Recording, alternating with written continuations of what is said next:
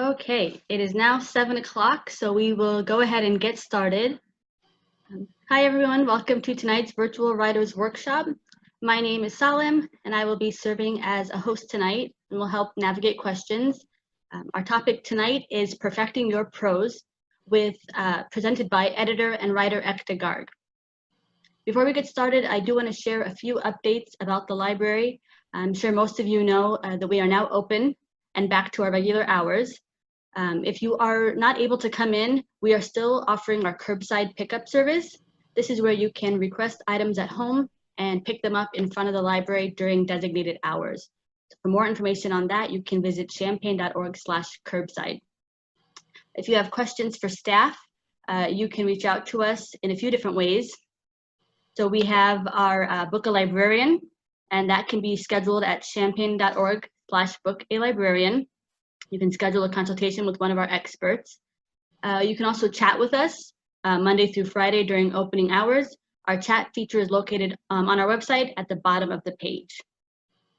I also want to share a few instructions for communicating through Zoom tonight. So depending on your device, at the bottom of your screen, you should see the option to chat. This is where you can type in your question. Next to that is the option to raise your hand. This is if you'd prefer to use your mic, and we can call on you and unmute you so you can speak. We appreciate if you could hold all your questions for Ekta until the end of her presentation, and she will address them then. So with that said, I'd like to now introduce our presenter.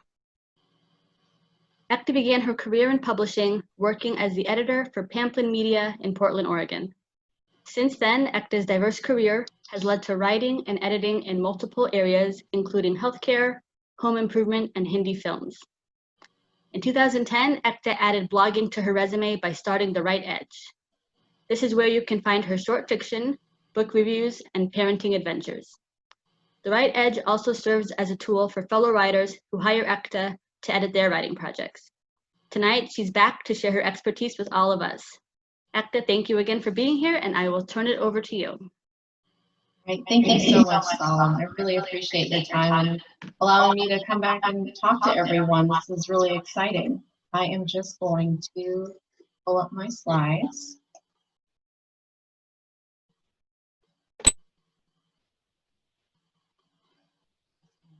Second.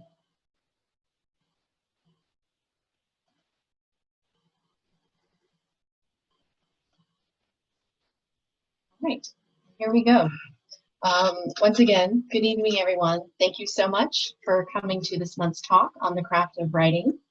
I'm Ekta Garg, and I'm thrilled to be back with you so that we can talk tonight about what it means to perfect your prose.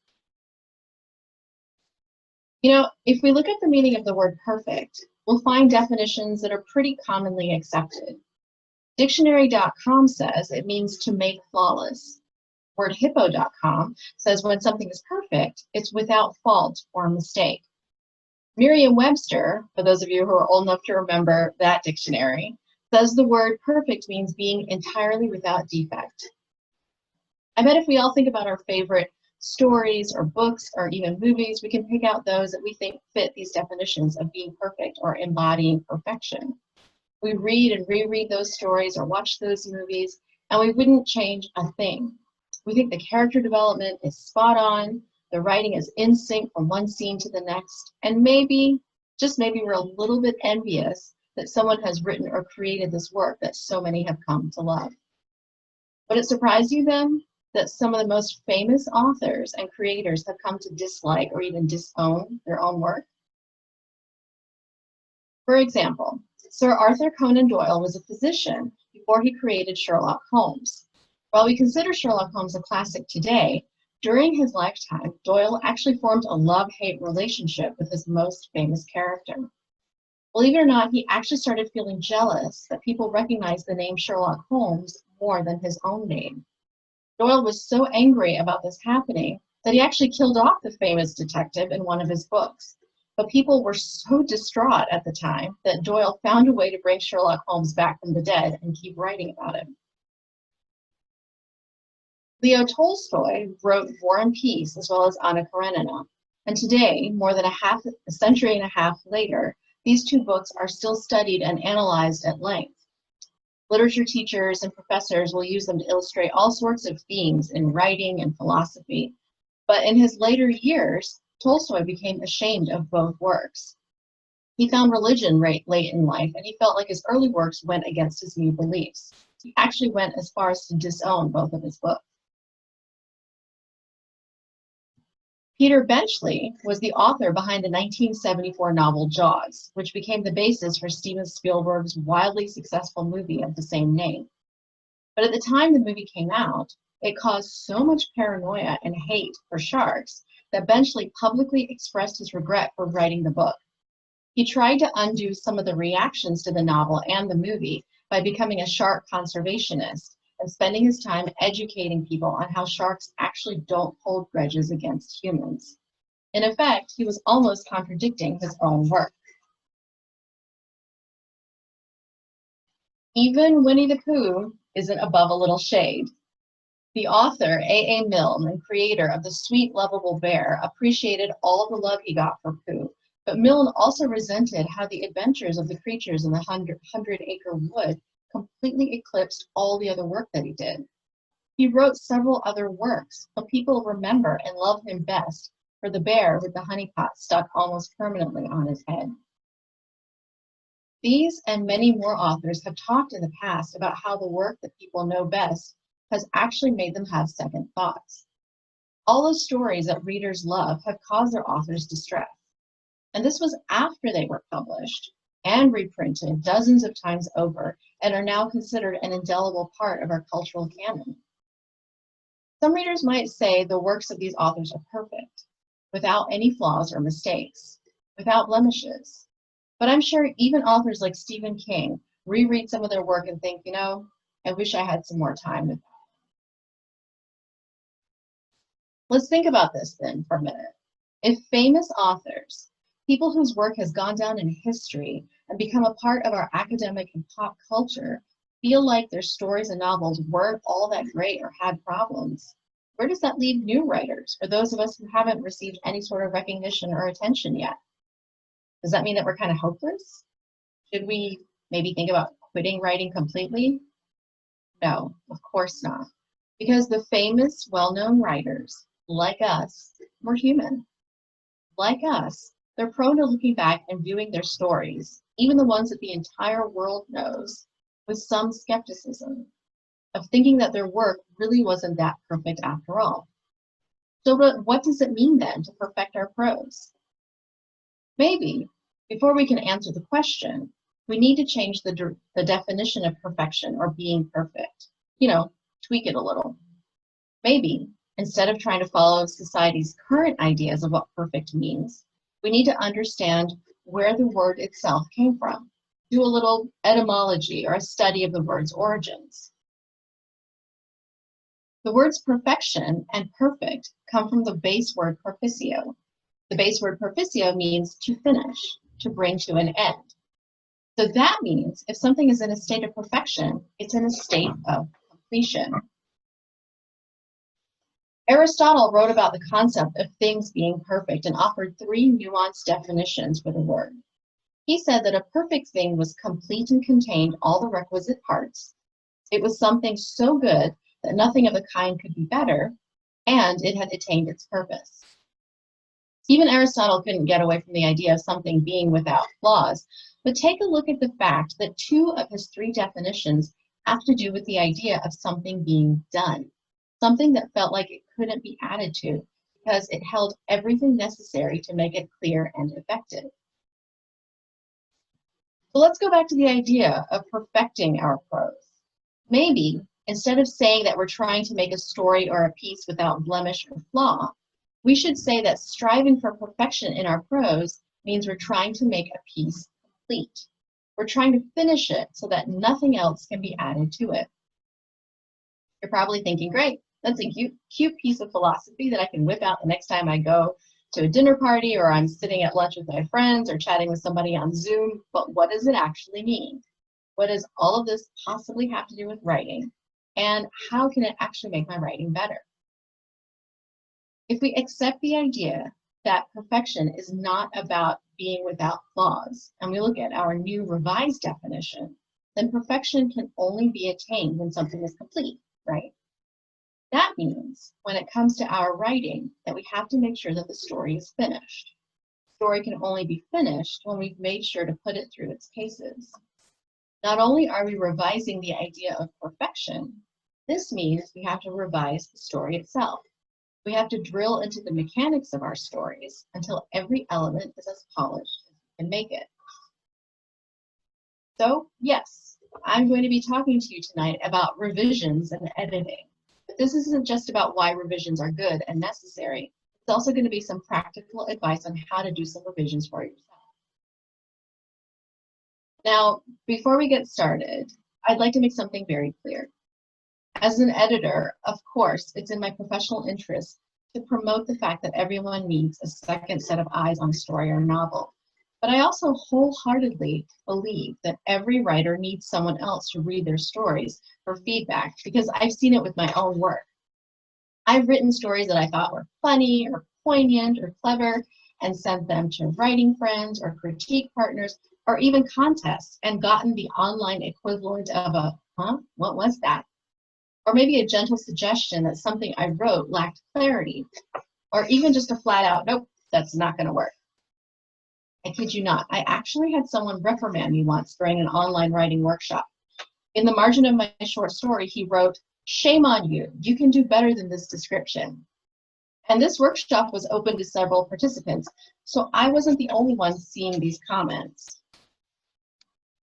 The blunt feedback, I have to admit, did sting a little, but it also reminded me of how necessary revisions are. And I get it, revisions are not fun. I spent the second half of 2019 and the first 3 months of 2020 revising my novel to prepare it to query agents.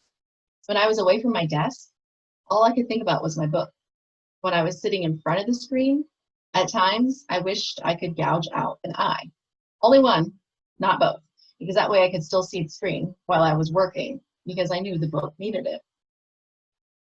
Revisions can be time-consuming, and they can make us feel like we're bearing our souls, because we're forcing ourselves to dig deeper into the story than when we first wrote it.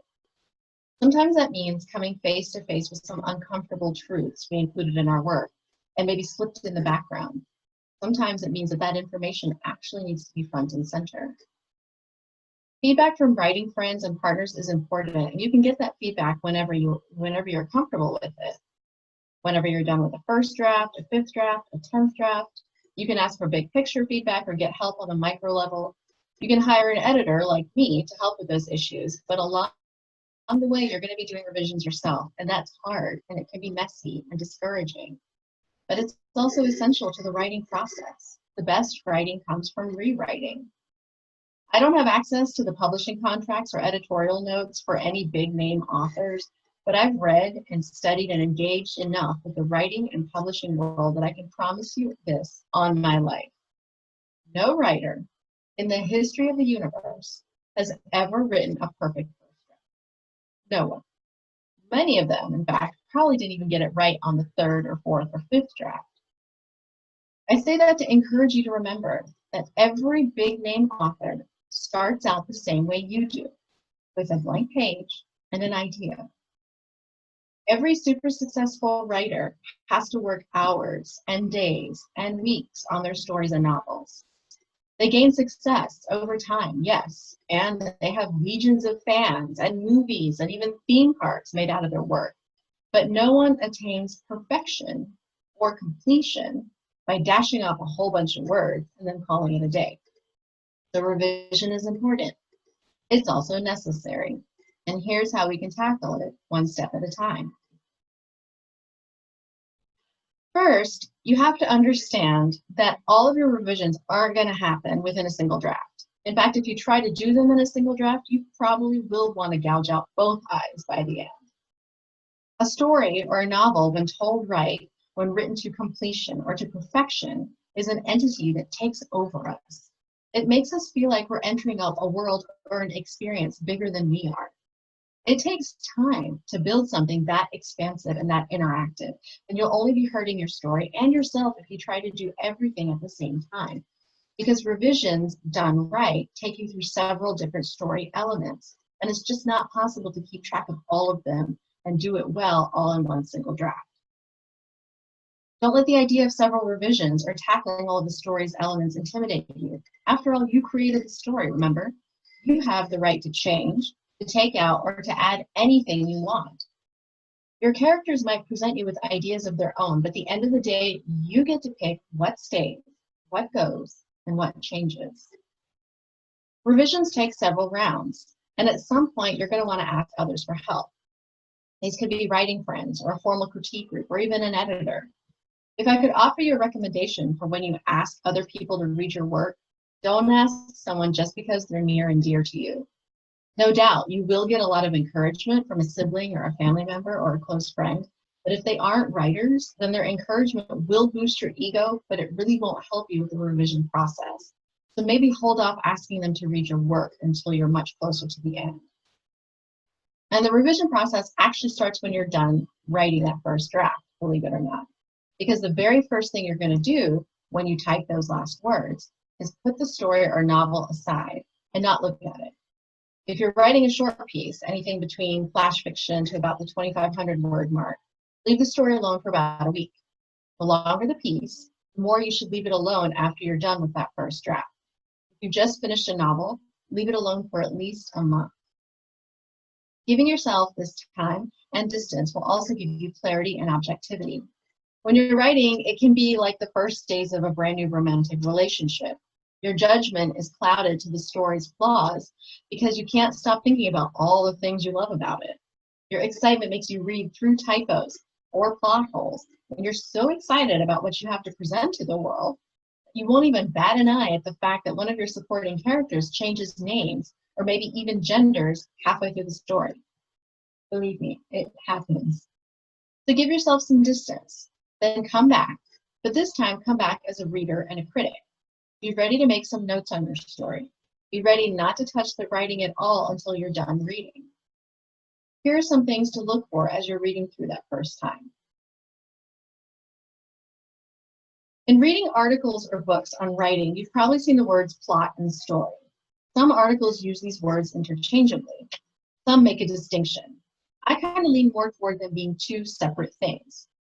You might be thinking that they sound almost the same. What could possibly make them different from one another? The plot of a piece has to do with the what, or the nuts and bolts of your manuscript. So a possible plot might be the queen died and then the king died. The plot will deal with things like the timeline of events. When you're revising your manuscript, you want to look at the timeline. See if how you ordered the events of your tale makes sense, both in how you wrote them and also in what's best for the manuscript overall. Sometimes it makes more sense to use a linear timeline. That's when we use a straightforward approach, starting with day one and finishing at the end. Many people use a non-linear timeline. They'll go back and forth and explain bits and pieces in the past, and then the future, and then the past again before bringing everything to the big climax and the conclusion. There's no one right way, to do this. I mean, it's vague and philosophical, but often the characters and the plot really do dictate how the timeline will progress. No matter what you choose, though, it has to make sense. Readers have to be able to follow the timeline that you put down and that you present to them, and follow it from one event to the next without coming away feeling lost. When considering plot, you also have to think about whether all the events you included are necessary. Every major event should be like a main Jenga piece.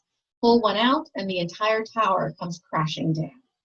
Every minor event should be like those side pieces that don't make the tower crash, but they do make it wobble quite a bit. If you can pull out a major event and the plot still makes sense, or you can pull out a minor event and readers still get the idea, then that's an indication that maybe those events you included aren't necessary.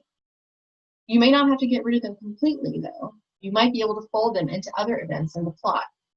Don't be so quick to make a decision. When you're rereading your manuscript after that first break, make notes of these things. Draw an actual timeline on paper or even poster board if it helps. Take the events and plot them, what I did there, on the timeline. If you're iffy on an event, Write some quick notes on what would happen if you take that event out. How would the plot change? Would the reactions of the characters change? Would the characters themselves change? If you don't feel comfortable making any of these changes yet, you don't have to, but be sure to keep those notes and let your brain sort of sort through them. Just remember though, putting off revisions for later just makes your job harder. Take a deep breath, remind yourself that you created this story, and change what needs to be changed. If you honestly feel like you have all of the events in place, it's great. It's time to take another break. This one can be shorter than the first, a couple of days for a short story, maybe 2 weeks for a novel, and then come back to tackle the next round. I mentioned a few minutes ago that I look at plot and story as two different things. So I'm sure you're wondering, if plot is the nuts and bolts of a piece, what is the story? The story is the emotional component. The plot is what happened. The story is why. Remember our little plot from before? The queen died and then the king died. Here's the story. The queen died and then the king died of a broken heart. Both are essential. Both perform different functions. When you go back to reread your piece for story, you're looking to see whether the emotions are as strong as they can possibly be in every section. And this doesn't mean your characters have to be fighting all the time or in the middle of a highly romantic scene. Emotion is as much about what's going on below the surface as it is above it. Of course, if your characters are fighting or they're in love, you want your readers to feel that. When you go back to reread your manuscript, ask yourself, does the fight make you squirm in your seat? Does the romantic scene make you feel all sappy inside? If you're not getting either of these emotions in strong waves, you need to dial them up. If you don't feel it as the writer, there's no way your readers are going to feel it. So how do we bulk up emotions? Well, if our characters are fighting, can you make them say things that hurt more deeply? Can they cross a line? Can they mention that one thing they silently agreed never to mention? You know what I'm talking about, because in real life, we all have things in our relationships that we agree never to discuss, either after a fight or just by life circumstances. So can your characters say those things, give them voice? If you're worried that this might escalate the story to a place you didn't plan, that's okay. In fact, it's better than okay. It's great, because this means that there's more conflict in the story. And the more conflict you have, the more tension you'll have. The more of both you'll have, the more invested your readers will be. Here's another set of definitions. The difference between conflict and tension. Conflict is the active clash between two opposing forces. Think of a parent and their teenager. The teen wants to extend her curfew. The parent says, no way. The teen screams at the parent. The parent screams back. That's conflict. It's active and it's loud. Tension is the emotional or mental strain between two opposing forces, with both forces trying to suppress that strain for some reason. So when the teen comes home at their regular curfew time and glares at the parent, and the parent tries to keep a neutral expression but is gripping a glass of wine, that's tension. When the teen is stomping up the stairs and the parent sits and buries their head in their hands, that's tension. It's in the air and it's under our skin, but it's not fully expressed. With a little bit of brainstorming and creativity, you should be able to see how and when both have their place in your story. And both conflict and tension mean the presence of strong emotions or why our story is taking place. But conflict doesn't have to be between the two main opposing forces in a story. And it can also be between one of the main forces and something smaller that happens just for a few scenes. Here's an example. Let's say two partners who live together have a fight first thing in the morning before leaving for work. Normally, one of them drives and the other takes the train. And normally, they're both out the door at the same time every day because they don't want to be late for work. But this morning, they are late because one of them has hurt the other deeply. The partner who drives screams the last few words and leaves the house with a strong slam of the door. The partner who takes the train notices the time and rushes to the train stop, only to watch as the train that they usually take is just pulling out. Now they're going to be late for work, which means they're going to be late for that meeting. This is an example of conflict on a smaller scale. In and of itself, missing the train has nothing to do with two people fighting. But on this morning, it does, because the partner who missed the train feels like she can't do anything right anymore. She can't even get to work on time. If she could have attended the meeting, she could have shown her boss her initiative and been that much closer to a promotion. Now she'll have to wait around for the next train, kind of like how she'll have to wait around for the next promotion. Just like she has to wait around for her partner to realize that they're wrong and come and apologize to her. And just like that, we've used an independent conflict, missing the train to work, to amplify the main conflict of the story, which is the fight that our two characters had. This also dials up the tension, because you better believe that our commuter on the train is going to be thinking about that fight all day. And if anything goes wrong at work, once she finally gets there, she's going to blame it on the fight too. By the time she gets home, she's going to be a tightly coiled spring of tension, and the slightest thing is going to set her off. So as you can see, tension and conflict are both necessary to a good story. You can't have one without the other, and your story won't succeed if you eliminate either of them. And neither of them have to be big sweeping gestures all the time. The big sweeping gestures are necessary to move your plot forward. You can also include conflict and tension in small ways that will heighten the drama of your story and make readers sit on the edges of their seats wondering what's going to happen next. It should be your goal to have emotion on every single page if you're writing a novel. If you're writing a short story, you should have emotion definitely every couple of paragraphs.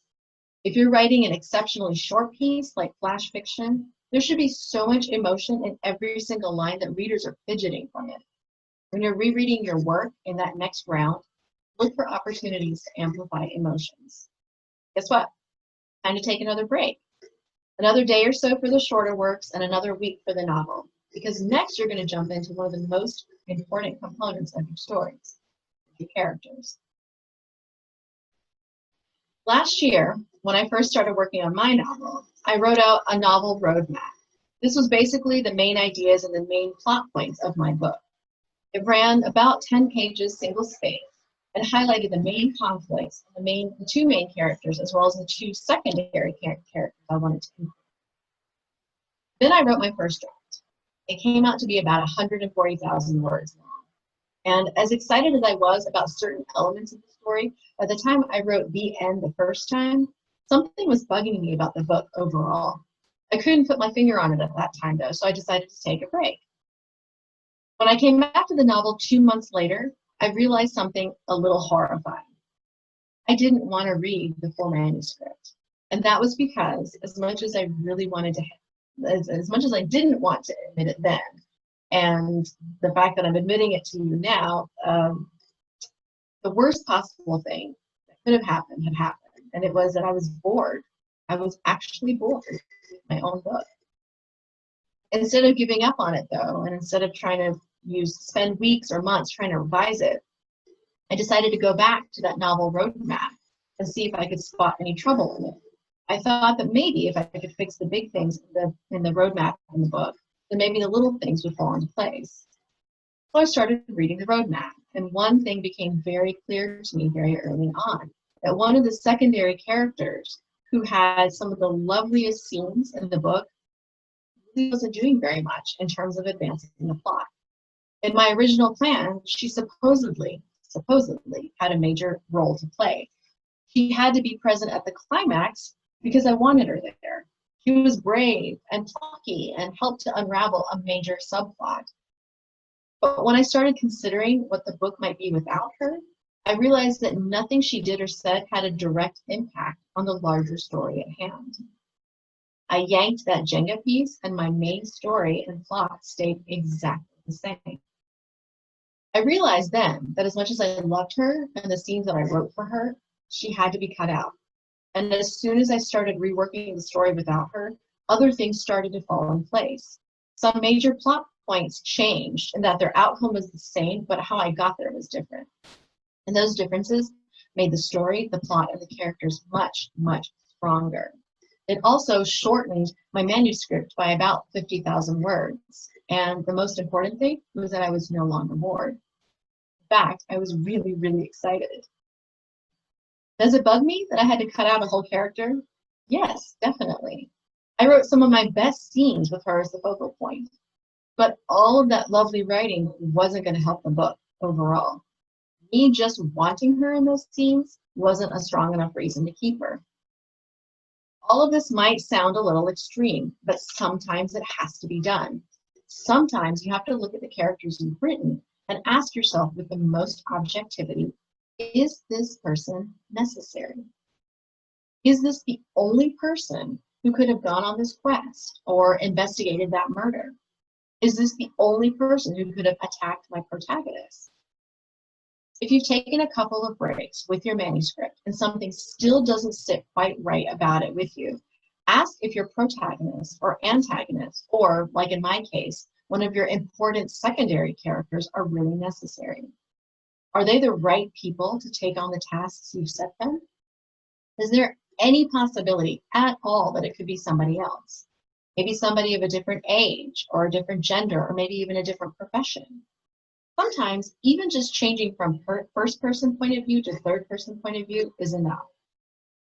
With my character, while I didn't need her per se, I realized that some of the less important actions she performed could go to other characters. That built them up even more and made them richer as a result. Whatever it is, don't be afraid to experiment. Don't be afraid to ask your characters what they want and whether that's all there is or whether they have more to offer. And if you make the tough decision to cut a character, don't dwell on it. Just start pulling their scenes out. Chances are you'll have the same exact experience I did. Even with having to rewrite some of the transitions and do a careful search for my deleted character's name and scenes, smoothing over those spots wasn't really that hard at all. And that's when I knew for sure that she just wasn't essential to the story. I still do have that first draft though, and I know that I could possibly develop those pieces into a story of their own. If the time comes for that, or if an agent decides to represent me and wants to see more from that particular story world, I already have something to work with. So you might lose a character, but you shouldn't lose hope. And you shouldn't lose your drive to revise. How about another break? Another couple of days or so for your short story and a week or so for the novel. Then jump in and start taking a closer look at the conversations that your characters are having. Many writers struggle to write realistic dialogue, and it's understandable. Real-life conversations really can be kind of dull. We share a lot of boring, unnecessary information with one another, sometimes because of the situation we're in. For example, who needs to pick up a child from an extracurricular activity, or because we genuinely don't have anything interesting to say after a while. Quarantine, anyone? But when it comes to our writing, the dialogue shouldn't be boring. It shouldn't include every single or well, and it also shouldn't go overboard to explain stuff. The last time you were talking to your partner about picking up a child, did you actually say, well, as you know, since our child goes to gymnastics 3 days a week from 4 to 5, it's important for someone to be there no later than 5 o'clock to get her. You wouldn't talk like that. Yet, so many of the new writers I work with write exactly that way. They see that writing experts recommend using dialogue to share necessary information, and they think that means literally. A good rule of thumb is to read the dialogue out loud. Pretend you're enacting the parts of your characters and see how it sounds to your ear. One of the best things about dialogue is that the grammar doesn't have to be perfect. And if handled correctly, it's better if you're using imperfect grammar. Think about conversations you've had with people in your own life, about how much you spell out for them and how much you don't express, either because you don't have to or because you don't want to. When it comes to our couple with a child in gymnastics after school, as I said, you wouldn't spell everything out, but you can still give readers the information that they need. And if it's important to the scene and the story, the dialogue can become that much more compelling. And remember, dialogue is usually a conversation, even when it's internal dialogue, because the person is speaking to themselves. So keep your ear tuned for that. Instead of, well, as you know, since our child goes to gymnastics 3 days a week from 4 to 5, it's important for someone to be there no later than 5 o'clock to get her. How about this? Karen cradled the phone between her ear and shoulder. Are you getting Jessica from gymnastics? Tom paused. What do you mean? Jessica? Gymnastics? You didn't tell me I had to get her. What time is she done? Karen sighed. 5, the same as every Monday, Wednesday, and Friday. You don't have to talk to me like that. Karen turned the water off and stood with her hands draped over the edge of the sink. Like what? Like I'm incompetent. I'm not a complete moron, Karen, no matter what you think. I don't get it. I'll figure it out. Can you feel the tension brewing? And toward the end, we get the sense that there's something bigger at stake. So this dialogue is a small piece in the larger puzzle of the trouble this couple is experiencing. It's giving us necessary information about the child and her gymnastics schedule, but it's also showing us something about the relationships involved. And it also sounds like a real conversation that one person might have with their partner. You're saying a lot without saying the most important things at all. Just like with conflict, dialogue can have layers too. What the characters are saying to one another and what they mean to say without actually using those words. Compelling dialogue will do this. Sometimes, of course, you'll have two characters who do meet for the first time and they'll exchange necessary information. But even then, they don't have to tell one another everything. How many times have you met someone new, like at a dinner party or something, and shared your deepest secrets with them within the first 10 minutes? I bet almost never. So there are ways to go about those kinds of conversations too. Here's an example. Hi, I'm Karen. Tom extended a hand. Tom, nice to meet you. You too. They both paused, taking a moment to survey the other people at the benefit. So, Karen, what do you do for a living? I'm a graphic designer. Well, I was. I'm kind of freelance now. Tom wondered about the pause. He saw how she kept her eyes trained on the crowd milling around them. That's great, he said. It must be nice to work for yourself. This time her smile was genuine, and he knew he'd been right not to push the issue. Maybe she'd been fired and was embarrassed about it. He wasn't going to make a perfect stranger feel worse about something that almost anyone could have done. Here, Tom and Karen have met for the first time, and we've learned something about Karen, but we're still well within the bounds of a polite conversation. We know there's more going on beneath the surface, but since Karen isn't ready to share that with Tom, and we don't know if she ever will, for now we have to be happy with getting the basic information. It's just enough, though, to make us wonder about her and, at least for a few more paragraphs or maybe a page, keep reading. Another thing to ask, just like with characters, is whether a conversation is really necessary. Do these characters have to be talking to one another in this moment about this topic? If you take out that conversation, does it change the story at all? If the answer is no, you might want to consider condensing the information to a short descriptive paragraph or just cutting it all together. This is also where the story or the emotions come into play. What are the emotions in the conversation? If you can honestly say there are none, probably a good indication that either the dialogue needs to go or the story needs to change. No one wants to read the equivalent of a grocery shopping list. Readers come to stories for strong emotions and unexpected experiences. Your dialogue can help them feel like they're in the middle of both. Once you've listened to your characters talking, it's time to pull back a little and look at the next step of revisions. We started out discussing how to perfect our prose. After another break from your story, let's get right into that. The word prose can mean a lot of things. Here, I'm going to use it to mean the connecting sentences and paragraphs between your characters and dialogue, between the timeline of your story and the emotions behind it. This could include things like the transitions between scenes, for example.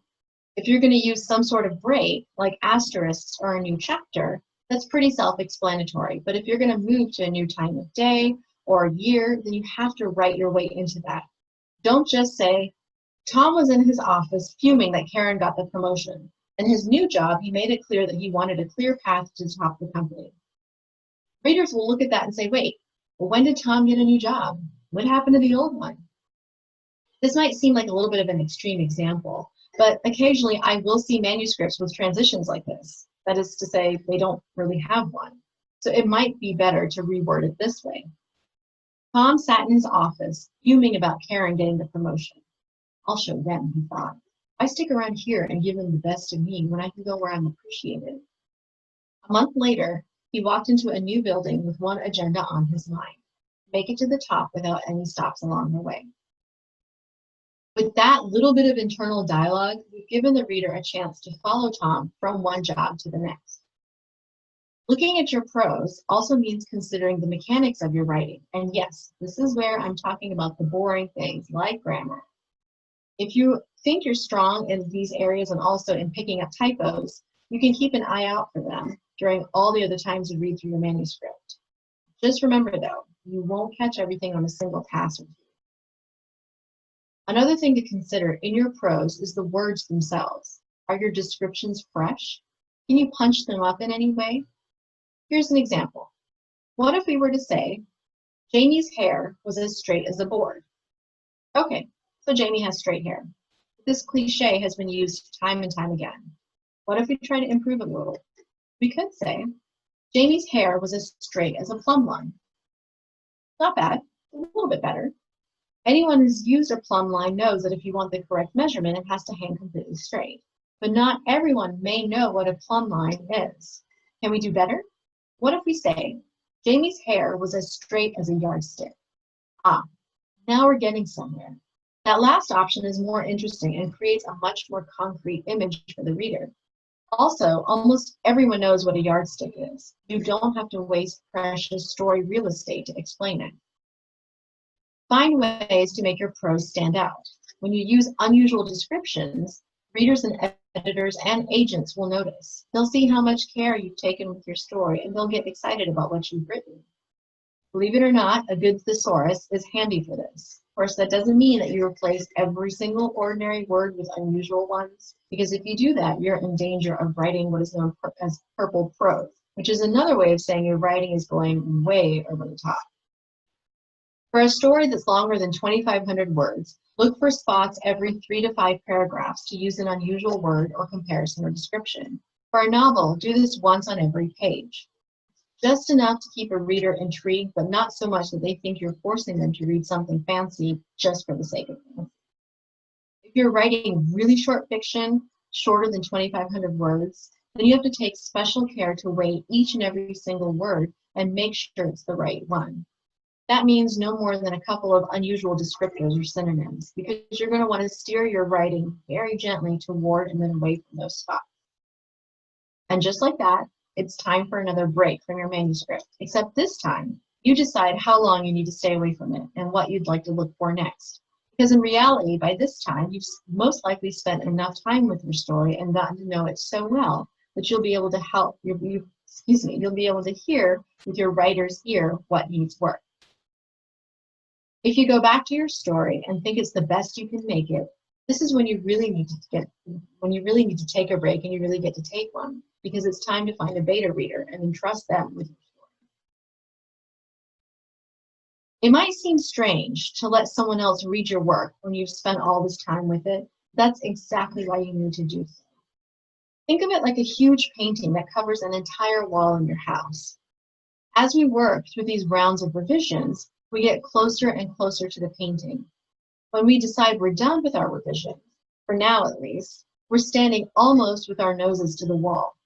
We're concentrating on small details, and that can be good, but it can also make us forget what the entire painting looks like from 20 steps away. Beta readers have that view from those 20 steps away.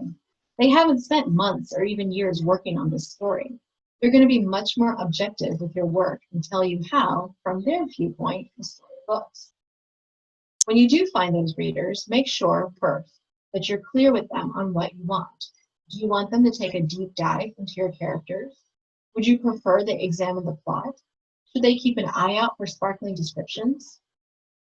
It's a little nerve-wracking letting other people read your work. I know, because this past winter, I let 6 beta readers have 5 weeks with my novel. Even though I was a little apprehensive about their reaction, I also knew what I wanted them to look for. I sent them a list of questions, and I encouraged them to read the questions before they read the novel. I was also very clear on one thing. These people were my writing friends, and they were just as invested in my success as I was. Any feedback they gave would be instructive and helpful, even if they told me they didn't like a character.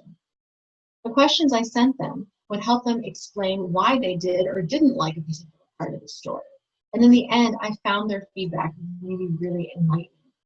They saw things I would never have considered, and I was able to revise the novel again and make it that much better because of them.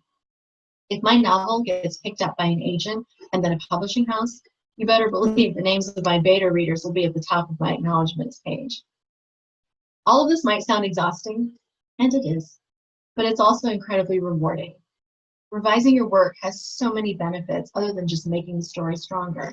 It gives you the opportunity to step back and take a deeper look at what you're trying to accomplish. It enables you to get to know your story and characters better. You get past the honeymoon stage and form a deep bond, a lifelong relationship with that story. That bond only happens with time and care, and when you revise, that's exactly what you're giving it to. Because it's only with that time and care and that bonding and those revisions that you can complete your story. It's only then that you'll have perfected your prose. As always, I like to leave all of you with extra resources that you can pick up for your own personal libraries. The books I'm recommending tonight are a little bit older, but so much of writing advice is timeless. This year, for example, to celebrate 100 years of helping writers, Writer's Digest has been publishing articles from its archives. In an issue from 1938, history writer Leon Burns said, "If your first story doesn't sell, write the second, and the 10th, and the 100th. And if you're like most writers, the more you write, the better you'll write. And eventually, you will click. Never send a story out until you've done the best you can by it." And now, even 80 years later, his words still ring true. That's why I have full confidence recommending these books. The first is Say What by C.S. Lakin, who is an author, an editor, and a writing coach that has more than 30 years of experience in the industry. This is a quick guide to grammar and punctuation. It offers advice on words that are often confused with one another, like there and there. And it also includes common rules of writing fiction. Revision and Self-Editing for Publication by James Scott Bell. James Scott Bell is one of the giants in writing and publishing for advice and experience. And this book actually includes a lot of the things that I covered tonight, plus more things like theme and point of view. He also offers an ultimate revision checklist, which is really handy and basically essential to go through your work and see the things that you hit, maybe the things you might have missed. And even though this book is aimed at novel writers, it can still be utilized by those of you who prefer to write only short stories. And the last one is Eats, Shoots, and Leaves by Lynn Truss. She's a British editor and a humorist, and I fell in love with this book because it's a really funny take on punctuation, which you wouldn't think a person can actually make funny, but Lynn Truss does an amazing job with this. I mean, you will actually be laughing out loud. And along the way, she's offering you basic punctuation rules to follow in a really easy to understand format. So don't let the idea of perfection scare you off. As we discovered this evening, perfection means completion. So get in there and put in every effort you can to finish every single story to the best of your ability. With enough time and practice, readers will definitely see all of that hard work, and one day they'll be the ones saying that to them, your stories are absolutely perfect. In conclusion, as I mentioned last month, one of my passions in life is to help other writers. So please, please don't hesitate to get in touch and follow me on social media. I truly believe that words have the fundamental power to change people and the world. And it would be my honor to work with you on your writing project to make it as polished as it can possibly be. So thank you so much for your time and attention this evening. Thank you, Ekta. That was amazing. So now I'd like to open it up to participants to ask questions. You can type your questions in the chat box, or you can raise your hand and we can unmute you. So does anyone have a question for Ekta?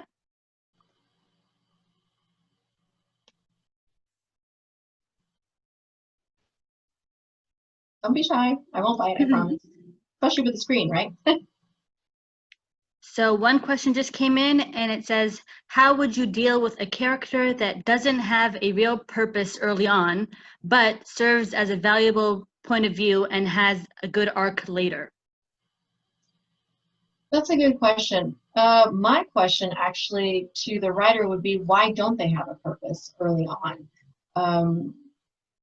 You know, are they coming into the story maybe too early? It's possible that they might just need to be introduced later at the time when they're more needed.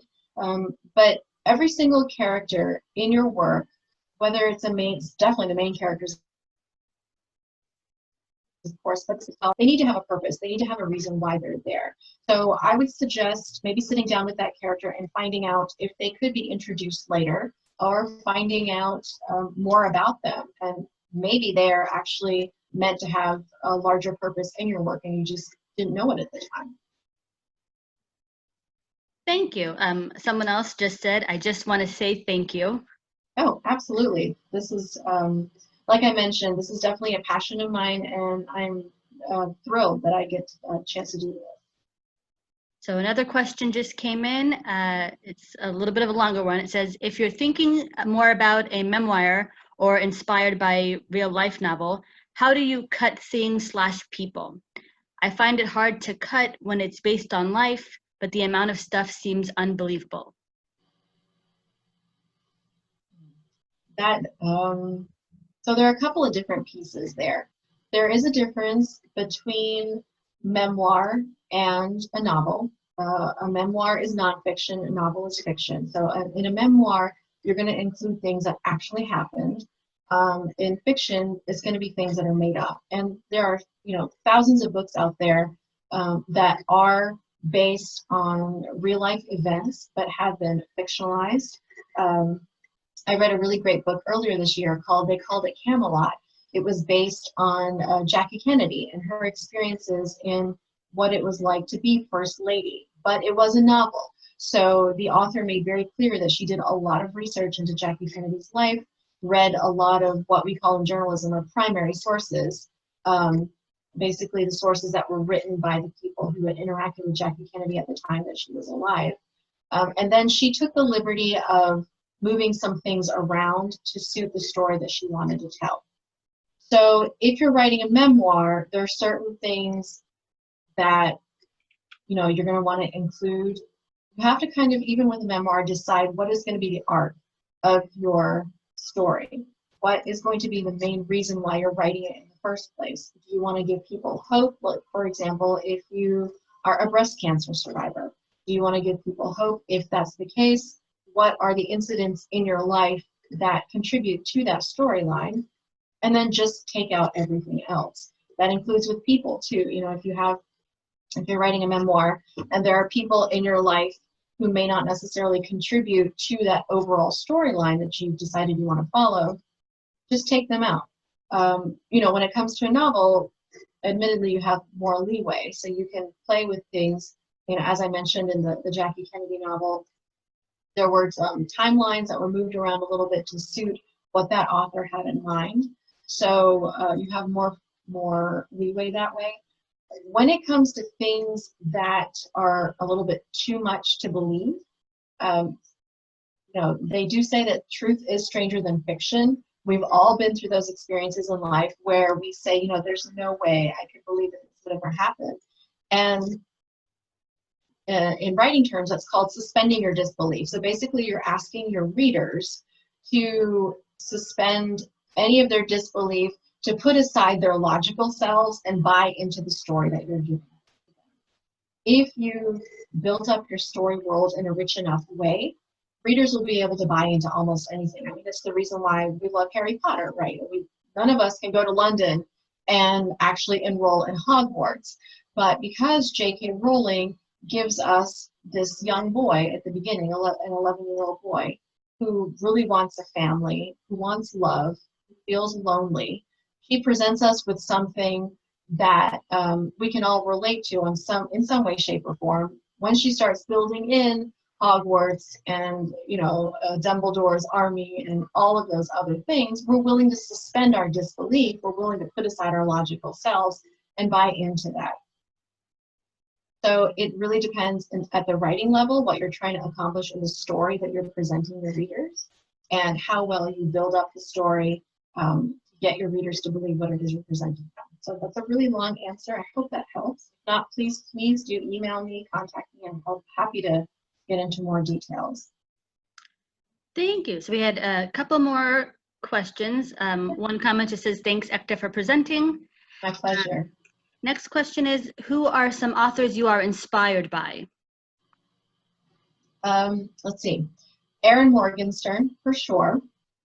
When I read The Night Circus, her first book, I was astounded. I was absolutely astounded. And I highly recommend it to anybody who likes to read, just because this woman has 4 plot lines going through this book, and they all work. And a lot of these things that she does shouldn't, by the rules of writing, they shouldn't work, but they absolutely do. So I highly recommend Erin Morgenstern's book, The Night Circus. She did have another book that came out in the fall, The Starless Sea. I was not as big of a fan of that one. I'm happy to talk to anybody about why. Another author I love is Fredrik Backman. He's a Swedish author, so that's Fredrik, Fredrik, no C, Backman.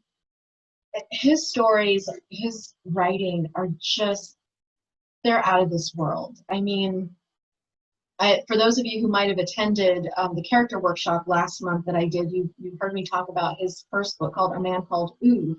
It's essentially an elderly gentleman who wants to commit suicide because his wife has died and he feels like he has nothing left to live for. Now, you hear that and you think it would be a really dark, dreary story, and it's not. Fredrik Backman writes it in a way that had me laughing throughout the entire book. And there were many pages where I was laughing and I started tearing up on the same page, because the way he just presents life, his whimsical storytelling, it does take a little while to sort of get into the groove of his writing style, but once you do, it is so worth it. So those are 2 authors I highly recommend. People who I wish I could write like. I am totally envious of their work. I follow them on social media because it's like, if I can just follow them, maybe one day I'll write as well as they do. Those are 2 authors I highly, highly recommend. Jodi Picoult, of course, is another one who is just amazing. The level of research she does for her books, I have not seen anyone else do. So hats off to her for the amount of research and time that she spends going into her subject matter. So she's definitely one I would recommend reading, just to understand how immersing yourself in a subject can come out into your writing in so many amazing ways. So those 3 for sure. Thank you. So feel free to type a question for Ekta in the chat. While we are nearing the end here, I do want to give one last update. So the next workshop will be on August 5th. The topic that night will be plot development, and that's going to be taught by local mystery author Molly McRae. So be sure to register for that one. And another question just came in. Any tips for getting beta readers? Yeah, absolutely. I would say reach out to other writers and talk to them. If you don't have a network of writers who you're talking to regularly, I highly recommend finding them. There are many, many groups online that you can join, especially now with COVID. We're all stuck at home, or we should be trying to socially distance and take care of one another and ourselves that way. So go online, Facebook, other places. I'm part of Champaign Writers, which is a fantastic writing group right here in town. We, talk to each other. We give each other writing tips. Go onto writing groups. Ask people. Just simply ask them, would you like to be a beta reader?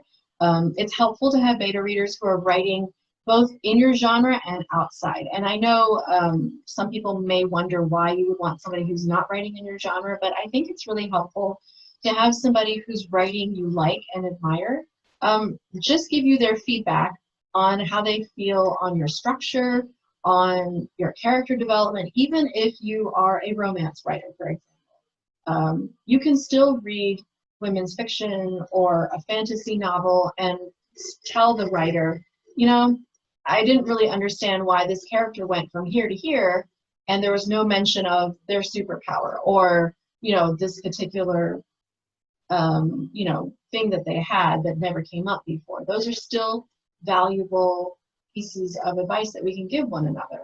And so just start asking other writers. You know, one thing that I have discovered about the writing community is that people are very, very giving of their time, and they're really excited to help one another.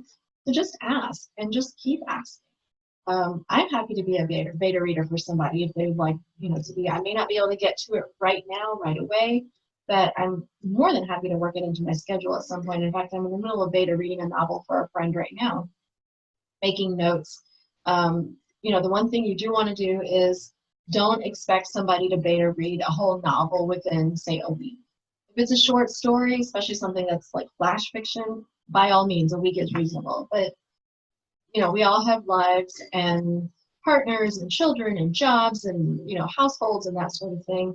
So just like you would want somebody to be considerate with your time, do the same thing for them. But the number one thing, just ask. Don't be afraid to ask. The worst that could happen is that somebody would say no.